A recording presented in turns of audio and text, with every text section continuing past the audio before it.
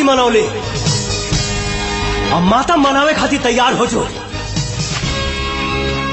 कहे कि आज हम ना अपना वर्दी में बानी न ड्यूटी पर, और ना ही हमके रोके वाली हमार माई यहाँ बिया। तो साथे साथे आज यहाँ इतना लाश गिरी कि लाश जरावे खातिर शमशान में भी जगह कम पड़ गई।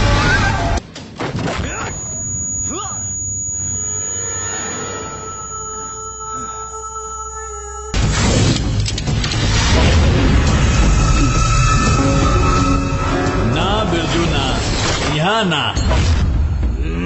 एक के ता हम वही गांव के चढ़ा पे मारे जहां जज्बा गांधी बन के बैठल बा। काल एकरा भाई के अदालत फांसी दी, वहां एकरा के हम फांसी देव। हम